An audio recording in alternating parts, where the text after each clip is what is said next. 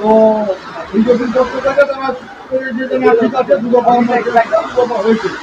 বিজেপির পক্ষ থেকে ম্যাট্রিক ঘোষণা কবে হবে এবং কংগ্রেসের সঙ্গে বাইরে থেকে সঙ্গে যোগ হবে। আমাদের আমরা যে বোঝাপড়া করেছি সেই বোঝাপড়ার একটা হচ্ছে বামফ্রন্টগতভাবে, আরেকটা হচ্ছে বামফ্রন্টের সহযোগী। আমাদের স্লোগানটা হচ্ছে বামপন্থার পুনরুত্থান আমরা করতে চাই। স্বাভাবিকভাবেই আমাদের এই কাজটা করতে খুব সময় লাগছে, তবে আর অল্প দিনের মধ্যে আমরা নিষ্পত্তি করে ফেলতে পারবো। এবং যেহেতু আজকে ঘোষণা করেছে নির্বাচন কমিশন যে আমাদের রাজ্যে 23 তারিখে প্রথম দফা, দ্বিতীয় দফা 29 তারিখে হবে, আমরা দাবি করেছিলাম বেশি দফা করার দরকার নেই।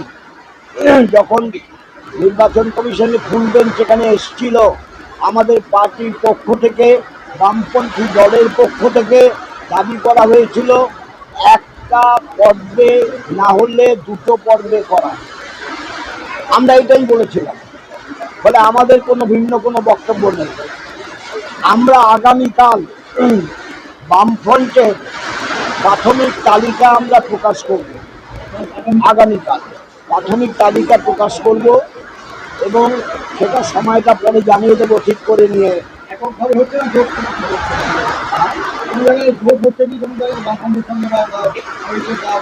একটা জিনিস বুঝতে হবে, সাংবাদিকরা যারা সাংবাদিকের মতো প্রশ্ন করলে আমার উত্তর দিতে সুবিধে।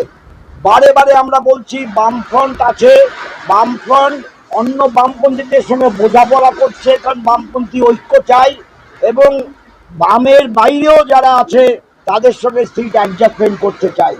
এটা কিন্তু জোট বলে না, এটাকে গোট বলে না, এটা বামপন্থীদের আমাদের তৃণমূল কংগ্রেস এবং বিজেপির বিরুদ্ধে সর্বব্যাপক লড়াই করার জন্য দৃষ্টিভঙ্গিতে তৈরি করা একটা আমরা কমন একটা প্ল্যাটফর্ম তৈরি করতে চাইছি।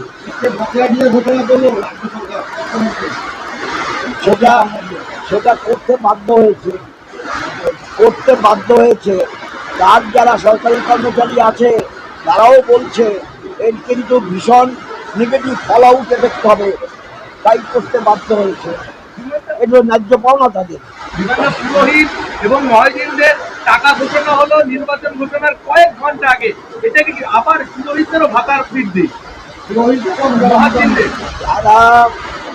যারা মন্দির এবং মসজিদের বিষয় নিয়ে রাজনীতি করে তারা এটা করবে, যারা ধর্ম নিয়ে রাজনীতি করে তারা এটা করবে। কাজেই এটা মধ্যে কোনো অভিনবত্ব কিছু নেই। গতকাল বিজেপি যাওয়ার পথে হামলা হয়েছে।